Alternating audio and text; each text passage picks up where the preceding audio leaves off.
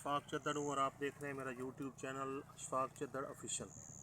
इस वक्त हम मौजूद हैं मकई के खेत में, जो कि इस वक्त बिल्कुल पक के तैयार हो चुका है।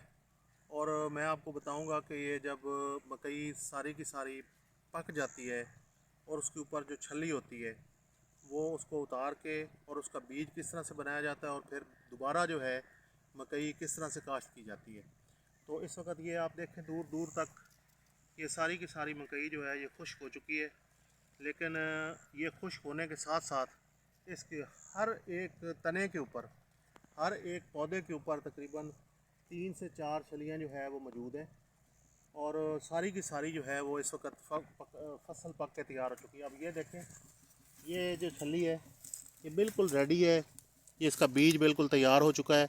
ये अभी 1-2 दिन में इसको यहाँ से उतार लिया जाएगा। उतारने के बाद इसका ये जो दाना है इसको ऊपर से निकाल के, ये एक तरीका कार होता है, मशीन होती है, उसमें डाल के इसके दाने जो है वो अलग किए जाते हैं।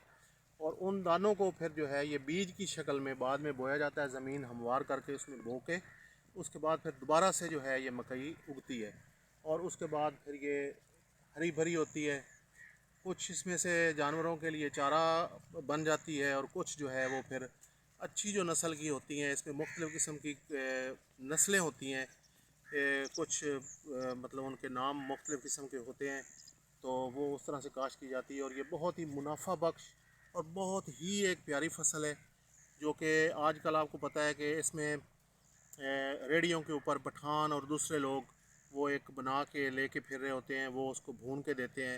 ये मार्केट में इस तरह से फ्रूट के तौर पे भी इस्तेमाल होती है।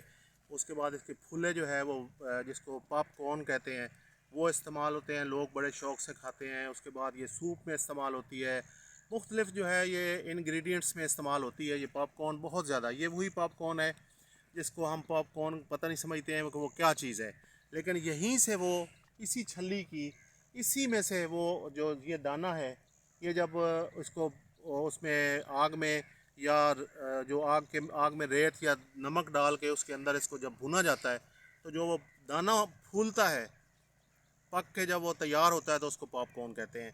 और ये एक मालूमात थी जो मैं आपको देना चाह रहा था कि हमारे गांव में ये आप देखें साइड पे सारी की सारी फसलें बहुत सारी हैं, लेकिन उसके दरमियान में ये एक फ़सल है मकई की जो जहाँ पे बिल्कुल तैयार है। और इसके ऊपर जो है हम लोग आपको बताना चाह रहे थे। और चूँकि मैंने आपसे ये वादा किया था कि मैं आपको देहात की जितनी चीज़ें मैं मुमकिन हो सका, जितनी चीज़ें मैं कर सका, मैं आपको बताऊंगा कि देहात में क्या कुछ होता है, देहात में क्या क्या फसलें उगती हैं, उनका रहन सहन किस तरह से होता है। उसके बाद मैंने पहले आपको बताया कि गुड़ किस तरह से बनाया जाता है। उससे पहले मैंने आपको बताया कि गन्ना जो है वो तैयार किस तरह से होता है।